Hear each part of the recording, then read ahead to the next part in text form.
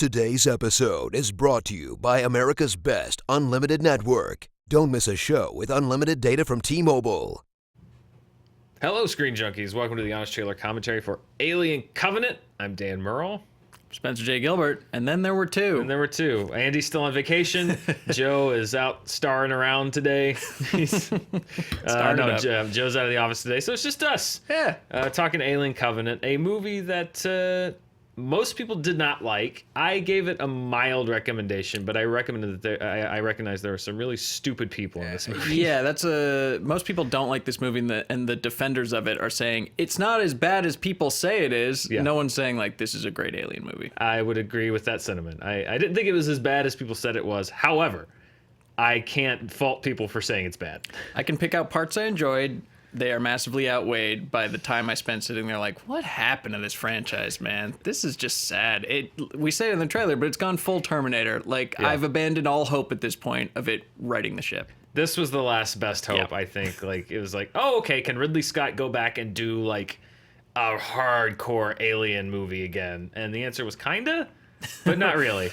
Right. He did like 20 minutes of it. It seemed like he was giving us what we wanted, or not what we wanted, but what he thought we wanted, where it's like, all right, you want like the alien back? Fine, here's the alien. You want someone to burst out of someone? Like, fine, here you go. Here's a multi-gendered crew trapped on a ship that all die off one by one. But I'm still going to talk about the meaning of life because that's what I care about. Yeah, I think he wanted two Michael Fassbenders quoting Shelley at each other, and they were like, okay, we'll give you the money, but you have to put an alien in it, a xenomorph. And he's like, fine. Yeah, it was just like, for a movie all about like unholy, weird hybrid beasts, like the movie itself was one where it was just kind of a alien movie stapled onto like a more philosophical, why are we here type of thing. Yeah. And it didn't have room for either one to fully develop. And if you thought the characters in Prometheus were stupid, I can't argue with I cannot argue with the stupidity of the characters in this movie. Just are they science? The crew of the Covenant, their only qualification, I guess, is they're married? Which doesn't even really play into anything. No, I thought that was interesting. Like, oh, they're going to send married couples up there and like they'll play on that and the inherent pitfalls in that relationship. Nope. It's just occasionally someone goes, my wife. Yeah. So they were the couple. Yeah. Okay. But yeah, why were they awake when everyone else was asleep? Because they're spectacularly dumb. They're spectacularly dumb. There had to have been some other colonists in those weird pods that were hanging very unsecured. Yeah, some fetuses that could have nuked and heated up and handed them the wheel. The married thing never worked out. And then we didn't make it in the trailer, but Billy Crudup even has a line. It's just like, oh, well, they don't like me because they don't think a man of faith can make informed decisions. And then they just blow past that and never reference it again. It was Ridley Scott wanting to go so much deeper than he was that was allowed. Definitely part of one movie, but not the other, which is like the faith, why are we here, who created us? Which, by the way, did anyone watch Alien and then watch Prometheus even and be like, I still got to know more about where the aliens came from? I need to know in intricate detail how they got in the eggs. Where did they come from? These are the things. Yeah, it's like it's prequelitis. It's like Boba Fett did not get cooler knowing his backstory. In fact, the opposite happened. Darth Vader did not get cooler knowing the backstory. Well, and the backstory is now even more confusing now that they've illuminated it, because nothing Ridley Scott has done has yet tied in succinctly enough with aliens. It's like, yeah, but why was there a guy with a big chest burster in the ship they found in Alien? If they weren't the people... None of it makes sense. He's making it worse. Ridley, you're making it worse. So many like annoying questions and just pointing out things wrong. I really wish that, Simpsons, I don't know if you guys have done this video, reach out. I have a giant list of just things that were wrong with Alien Covenant. They don't fit in an honest trailer because we do things a little differently, but it was just list after list of like, that was dumb, that was dumb, that was dumb, that was dumb. They're very stupid. Yeah. Shall we watch the trailer? Let's do we it. can continue to riff on the dumbness of this movie. Of the Covenant. The following trailer is rated S for spoilers. Why? Well, because we do spoil the movie. Okay. So if you haven't watched the trailer for some reason yet, or the movie, spoiler alert. From Ridley Scott, one of the best directors working today, Solid and movies. also one of the worst, Not solid comes the movies. sixth film in the franchise that makes it official. There are now more bad alien movies than good ones. Wah, Even more if you count Prometheus. Quick, Aliens pause. We did Covenant. discuss, there was a discussion of, do we include Prometheus and do we include Alien versus Predator or Aliens versus Predator? And we decided we're going with the ones that were called Alien or Aliens. Yeah, that had Alien and not Alien versus Predator. 'Cause, Right, I mean, that's talk a about whole- messing up the timeline. Oh my God, that's a whole separate thing. Yeah. Yeah.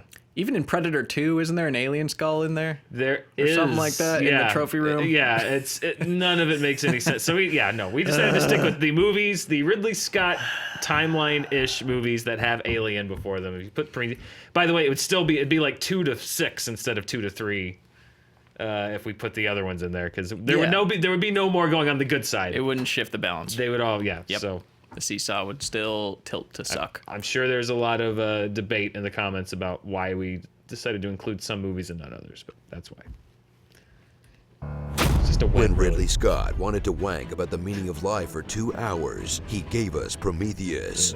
Now he's back with a good old-fashioned alien I like this flick movie that more than returns to its Prometheus. sci-fi horror roots until it takes a sharp left turn into the same wank job territory as the last Pause. one. And back it up a little to that like weird black stuff in the sky. Yeah. Here's a question. Why does he kill the engineers? Why does David murder that entire planet? Why does he do it with this black goo that causes a whole genocide of a race of people, but he's Yes. still like obsessed with creating a biological weapon? It seems like he had a pretty good one right there. It's a great one. Why did he bother building the head crabs? As I or understood it, facehuggers? and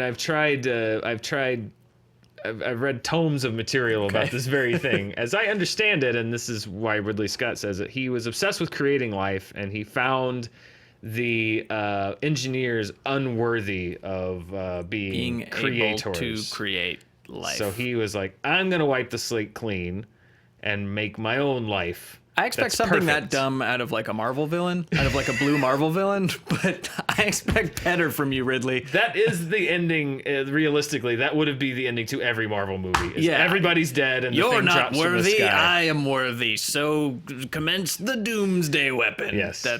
You suck. Genocide. Part of the deleted scene that was on YouTube that we referred to. Oh, right, the right, whole in between of what happened. I in watched that. It Prometheus. didn't make it much clearer. It made it a little bit clearer, at least, though. You at least got to see Numi Rapace instead of just being a plastic corpse Right. on a table. The grand tradition of killing off main characters off screen that Alien has. Why would yeah, you do they that? did that with With Newt. Newt and Hicks. and Hicks, yeah. Whoops. Stupid. Okay. Continue. Territory as the last one. My name is Ozymandias. Yeah, this is about the King time I of started thinking, kings. uh-oh. Look on my works, mighty. I mean, Fassbender's compelling. Save the to look android at. poetry He's for great, Blade yeah. Runner, damn it. I want a short-haired girl in a tank top fighting a xenomorph like the who 15 kills minute it by sucking it into the vacuum of space. Climax? Yeah, it starts and ends as an alien movie. Yeah. Now that's the Alien I remember. Every time. In a franchise full of unforgettable characters, experience a chapter where no one stands out, except maybe Kenny Powers. Let's party. Who's the only one I remember? Yeah. And meet the and crew Faith of the Guy Covenant, and short-haired girl. married couples who you'll Faith Guy, completely forget short-haired are girl. married until someone says Dr. my Manhattan wife. and Never heard my wife scared before. Behave yourself with my wife. Good with my wife's tits. Cheer as this gaggle of idiots I love out are of picked off context, one yes. by one for their wife. terrible wife. decisions, like aborting their mission because they heard a John Denver song, Take me home. That's John Denver. not wearing Can protection we pause? on a fort. I will say, and this is lamp shading. There is a scene where not Ripley Yes. sits Dr. Manhattan down and lays out very eloquently why It's a dumb everything they're idea. doing is a stupid idea. Right. That doesn't completely get you off the hook, however. From No, because he's still like, I don't care. I don't care. This is my chance to like prove myself as a leader. Like, what? Was that why? It's, sure. Yeah, he's like, because at the beginning they were setting up like maybe his wife is like Lady Macbething him because she's like, they don't respect you. Like, you got to do more to win the crew. But like that as another thread completely dropped. Yeah. Which one was his wife? Was it Danny McBride? I don't remember. It was Danny It was Danny McBride, McBride after they killed James Franco off. Oh, weird James Franco cameo, by the way. Yeah, in the YouTube deleted scene, and He you has a can scene. and he has like a flashback video. Franco on an iPad. Do you think like Danny McBride just called him for the day? Like someone didn't show up, and he's like, I know, I'll call Franco. Yeah. Hey man, I'll call Franco. Yeah. He'll do anything. He's in London getting his 17th degree, lurking on 17-year-olds. Just tell him we got a 17-year-old. Oh, look, Franco's here. Oh, Franco. All right. That's John Denver. Not wearing protection Pause. on a foreign planet. Yeah, stupid. I do respect how when James Franco got busted for texting a 17-year-old girl, he just owned up to it and was like, that's embarrassing. That was dumb. Yeah, that's true. Props to you, Franco. Good job, Franco. Or Legal in New also York. terrible job. Yeah. Sorry, moving on. I'm glad we went Not back to wearing that. protection on a foreign planet. Opening quarantine rooms with killer aliens in them. Shooting at your own fuel tanks. Now this is just Having shower sex in a horror movie. Slipping in the same blood puddle this is comical. twice. I mean, this is that's Home a robot Alone-ish. who clearly loves aliens. And sticking your face over an alien egg because that same robot told you to. Take a look. No. Why would you look in the egg? You know, maybe these aren't colonists. Maybe Earth has a secret program to deport the world's biggest morons. It's the only way to explain Forget it. the humans as you spend most of your time in freshman philosophy class with the androids Walter and David. Michael Fassbender, Jack and Jillson as both characters, that. playing Jack and two Jillson. slight variations on a pretentious literature professor. Who wrote Ozymandias? Byron. Shelley. Pause. We actually we had a debate. Spencer, you, Joe, and I had a debate of what does Michael Fassbender's Walter voice sound Yeah, I can't place it, but I know he sounds like something. like. I the closest I could come up with was Joseph Gordon-Levitt as Edward Snowden in that Snowden movie. Yeah. Who's very hello. Hello, I Hello. am an American accent. I am not a British robot. Yeah, it gets a little Bill Clay-y when he's calmed down. Not like, oh no, you're one of Oh, them. God, but when he's no. just like sharing a cigarette, like they got us. I thought you were one of those guys. Joe said Buffalo Bill. Oh, okay. Look to the Nebraska. I can see that too. It's a little forced. It's very hello. Yeah. I don't know. I don't know. I mean, it was look. He's probably, even though the words coming out of his mouth, I couldn't care less about. There's something just really captivating about very watching Michael compelling. Fassbender Yeah. just do anything. He played the flute, as Yeah, we will see in a play minute. each other's flute. Just doing whatever, like cutting his hair, or I get. We also didn't mention it, but the Walter David reveal in the movie was like What a- the least surprising what surprise. a dumb, forced, not twist at the end. It breaks its own rules because you've seen them like heal from damage before and Yes. do all this other stuff, and like you knew it was coming as soon as he gave himself the exact same haircut as the other one. Right. Like, oh, he's gonna replace the other one. Yeah. 40 minutes later, they expect you to like be surprised when he replaces the other one. This is a movie rule, and I learned this from Data and Lore on Star Trek: The Next Generation, who will also reference. When you have two androids or even people that look exactly like each other, and you think that one of them killed the other one Off camera. off camera, but you don't see it, Yeah. I promise you, it's not the good one. It's the bad It's one. the bad It's the bad one. That's just twins. If you know twins and there's a good one and a bad one, and you Let's think put you're that trope talking to to the bed. good one, Yep. it's not. It's the bad one. Yeah. Always. Yeah. Always assume it's the bad one and go from there. Do you think actors get excited when they get that role, like good and Hell evil? yeah. Like, Are you kidding yes. me? Oh, I got they the get flex. to they get to be on screen with themselves, and usually no one else. Every Oh my actor's God. dream. It's every actor's dream. Oh, and I get a goatee. Yes. All right. Let's see them play each other's flute. Who are both so full of themselves, they literally can't keep their fingers off each other's flute. So weird. It's just so long. It's so long. And again, why? What's the symbol? What's Wow, the symbolism? this is a long Well, flute it's about sequence. creativity. I think. Seriously, so much flute. Yeah, compelling. Him watching himself I did play the not flute expect is to incredibly associate the compelling. Alien franchise with flute playing, but, well, here we are. Might as well enjoy it. Watch me. I'll do the fingering. We added that last second. It's a bad I don't remember sci-fi that. script Pause. in the head. Yes, I added that.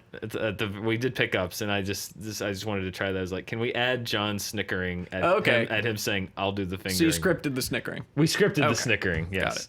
Although I did not script it when I was watching it in the theater. That was that's my genuine reaction to that line. Nice. I'll do the fingering. I'll do the fingering. See? Experience a bad sci-fi script in the hands of a visual genius as you soak up shot after epic shot, while ignoring how all the tech looks way more advanced in this prequel, and thrill as CGI lets you finally see the xenomorphs move around in full daylight, which just looks wrong. It's like seeing Batman at the beach. What's next? CGI Ripley? Doing Sigourney Weaver younger with digital techniques. So that may be feasible. No! So enjoy a film that wants you to ask questions like, who are we? And why are we here? But will have you asking questions like, why should I care? Why are critical plot scenes on YouTube and not in the movie? And, wait, how many more of these are they gonna make?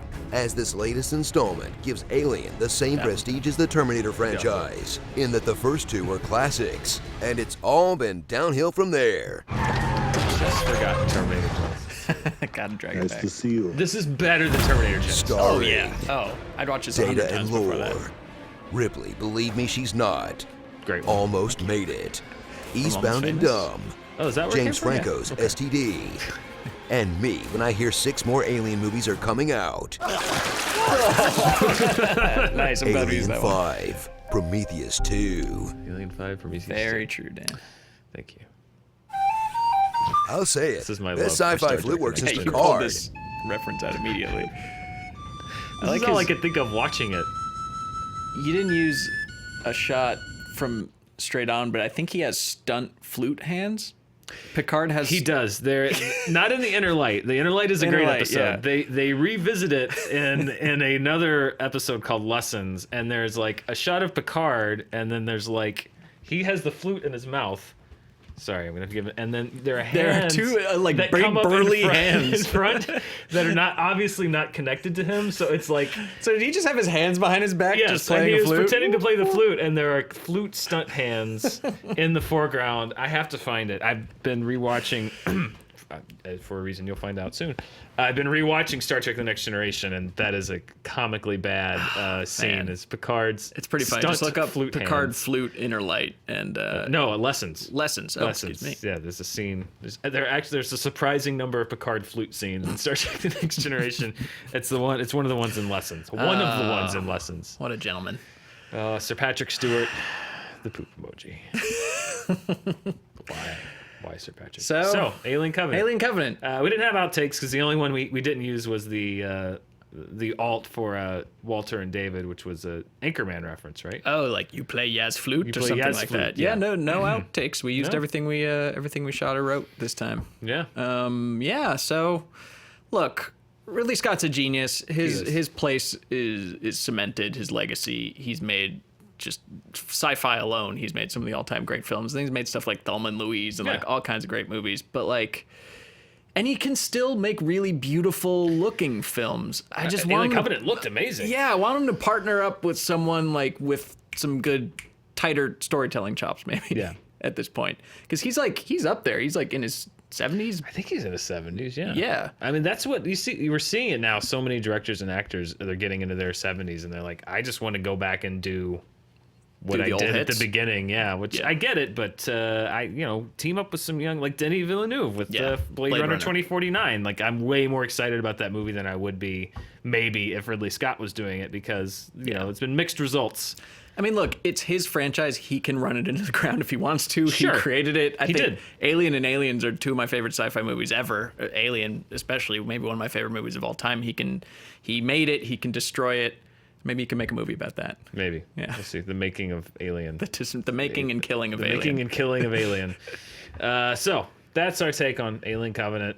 Anything left? I got nothing left.